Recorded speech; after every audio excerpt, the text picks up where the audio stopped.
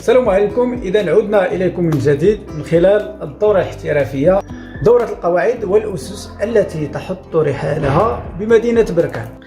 بالنسبة للدورة الاحترافية، دورة القواعد والأسس اللي كتنظمها المصممة المغربية الغنية عن التعريف حفيظة النجاري، رئيسة جمعية الأصالة للخياطة التقليدية والعصرية بأقليم، يوم 6 و7 و8 دجنبر 2022. إذا بالنسبة للناس اللي كيتواجدوا في مدينة وجدة ولا مدينة بركان أو لا النواحي، مرحبا بكم.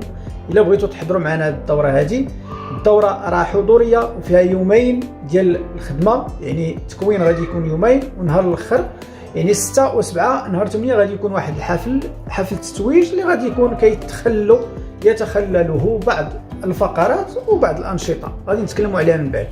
إذا بالنسبة لهذه الدورة هذه، نظرا للأهمية ديالها البالغة، بحيث أننا غادي نخدموا فيها جوج محاور مهمين وأساسيين. المحور الأول هو اللي عنده علاقة بالقواعد والأسس. ملي كنقولوا القواعد والأسس هنا باش نشرحوها للناس أكثر، ملي كنبغي نفصل أي موديل كيف ما بيكون، كنستحضر كيفاش نخرج التركيز، يعني حرزة الإبط، كيفاش نخرج الكول تيكون فيه الأمام وتيكون فيه الخلف، الكول الأمامي والخلفي، الكول ديال القب، الكول بالنسبة للقفطان. إذا هنا كيفاش شحال كنزل في الكم باش أنني ندير الكم. إلا بغيت نخدم جلابة مخزنية شنو كندير، شنو هي الطريقة ديال المادة، شنو هي القاعدة ديال المادة، كيفاش كنخدم الخراط، شنو هي الطريقة ديال الخراط، شنو هي القاعدة ديال الخراط، إلى آخره. من طبيعة الحال أكيد تيكون أخذ المقاسات والطريقة ديال تقسيم المقاسات، وشحال ديال القيمة ديال الزيادة، وفين كنزيدوا قيمة الزيادة أو لا سوربريز إلى آخره. ومن خلال المحور ديال طرق وأنواع التفصيل كتولي عندي القدرة على أنني نفصل أي موديل كيف ما بيكون في أي توب، كيف ما بيكون هذاك التوب الحجم ديالو، الشكل ديالو، أو العبار اللي غادي نفصلهم في هذاك التوب. إذا من خلال هذه المحورين الأساسيين في الصالة ديال التقليدي غادي تولي عندي القدرة أنني نفصل أي موديل بنجاح.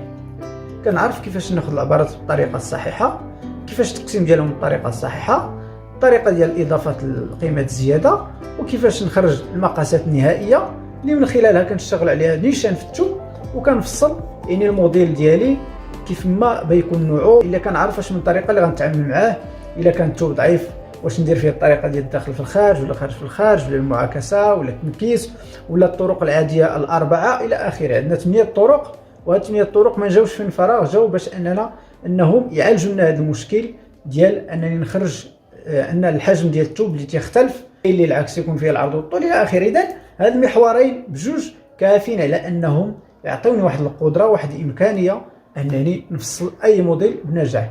اذا ملي كناخذ انا القواعد والاسس وتناخذ محور طرق وانواع التفصيل وكنمشي نخدم من بعد، يعني كنولي نستعمل هذوك القواعد دائما، يعني خديت شي حاجه اللي غنشتغل بها طول حياتي. هادشي علاش قلت لكم بالنسبه لهذه الدوره هذه فهي مهمه ومهمه جدا. اذا ما تضيعوش هذه الفرصه هذه، وجيو تحضروا هذه الدوره هذه، راكم غتستافدوا منها وغادي تشكروا عليها الاستاذه حفيظه اللي نظمتها لكم في مدينتكم. السلام عليكم ومرحبا بكم.